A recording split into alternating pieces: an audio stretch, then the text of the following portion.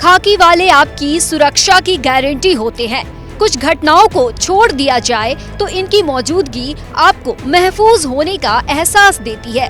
लेकिन यूपी में इन दिनों खाकी वालों पर भी काले बादल मंडरा रहे हैं। मुरादाबाद में सीओ कोतवाली देश दीपक सिंह के हमराह कांस्टेबल अजीत कुमार ने लाइसेंसी राइफल से गोली मारकर आत्महत्या कर ली। देखिए, कल रात्रि में करीब 11 बजे के आसपास में एक बड़ी दुखद घटना हुई है और जिसमें हमारे पुलिस लाइन में एक तैनात जो कांस्टेबल है 19 बैच के अजीत कुमार, वो नागफनी थाना क्षेत्र में किराए के रूम में रहते थे और वहाँ पे उनके द्वारा अपनी सर्विस राइफल से खुद को गोली मार के और आत्महत्या कर ली गई है। अभी उनका पोस्टमार्टम करा के और उसकी जो डेड बॉडी है उनको परिजनों को सुपुर्द किया गया है और जो भी विधिक कार्रवाई उसमें की जा रही है। अब तक की जो जांच में ये जानकारी मिली है कि कल उनकी पत्नी से किसी बात को लेकर फ़ोन पे वाद विवाद हुआ और उसके बाद में उनके द्वारा इस घटना को अंजाम दिया गया। और उससे पहले करीब 7-8 महीनों से उनकी जो पत्नी है उनसे अलग रह रही थी और घर में कई बार समझाने का प्रयास भी किया गया उनको आपस में बैठ के, लेकिन वो चीज़ें सॉर्ट आउट नहीं हो पा रही थी। और कल इसी वजह से जो भी उनकी मानसिक स्थिति रही उनके द्वारा इस तरह की जो कार्रवाई की गई, इसमें बाकी जो तथ्य हैं उनकी जांच की जा रही है, परिवारजनों से भी पूछताछ की जा रही है। अजीत कुमार मुजफ्फरनगर के रहने वाले थे। नागफनी इलाके में अजीत कुमार किराए का मकान लेकर रहते थे। बताया जा रहा है कि रात में वो ड्यूटी खत्म करने के बाद करीब 11 बजे घर चले गए थे। देर रात उन्होंने खुद को लाइसेंसी राइफल से गोली मार ली। फायरिंग की आवाज सुनकर पड़ोसियों ने पुलिस को सूचना दी। तब पुलिस को घटना की जानकारी हुई। मृतक कांस्टेबल के पिता का कहना है कि अजीत कुमार का अपनी पत्नी और ससुराल वालों से विवाद चल रहा था। मतलब दबाव में आकर के सुसाइड किया अपना, कहाँ ससुर की तरफ से और अपनी पत्नी की तरफ से दबाव में आकर के इसने अपना सुसाइड कर दिया। आप वे इस पर चारों तरफ से दबाव बना देते।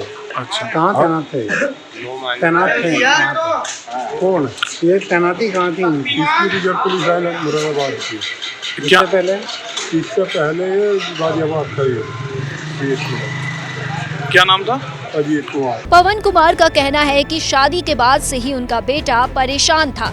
पत्नी चंचल और सास ससुर उसे लगातार परेशान करते थे। पत्नी 9 महीने पहले सारा सामान लेकर मायके चली गई थी।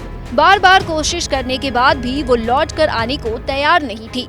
पत्नी के कहने पर ही वो पीएससी छोड़कर सिविल पुलिस में आ गया था। 1.5 साल हो गया। अच्छा, तो विवाद क्या चल रहा था? जब से विवाद चल रहा था 9 माह से, तो इसकी पत्नी आई भी नहीं है। अच्छा, और सब सामान बांध कर ले गई थी और इस लड़के पर उनका दबाव बनाने की आरोप लगाती थी, कैरेक्टर संबंधी आरोप लगाती थी। अच्छा, संपत्ति को क्या आरोप था? वो लड़के पर कहती थी, लड़के से होती बात, इस पे दबाव, सास ससुर की दबाव इस पे बना रहे थे। सास कहती थी कि मैंने दूसरा जमाई ढूंढ लिया है, तेरी टांग पर टांग धर का पाड़ दूंगी। बाप कहता था कि मैं फैसला कर लूँगा, पैसे दो मुझे। लड़की तलाक के लिए दबाव बना रही थी, मैं तलाक दे दूंगी। 9 महीने का आ नहीं रही थी।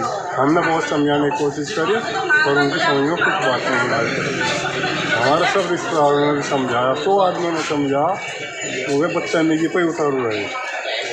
लड़का टूट करके लाख परिणाम मेरे सामने ही आया। अजीत के पिता पवन कुमार का कहना है कि अजीत की शादी करीब 1.5 साल पहले बागपत के जॉन माना गांव की चंचल के साथ हुई थी। लेकिन शादी के बाद से ही दोनों के रिश्तों में तनाव शुरू हो गया।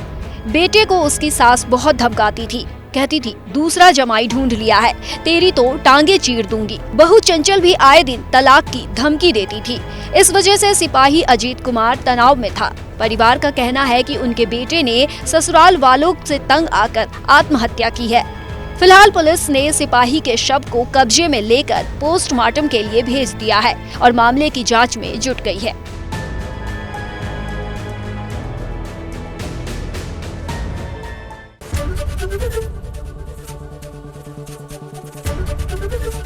एबीपी गंगा, खबर आपकी, जुबान आपकी।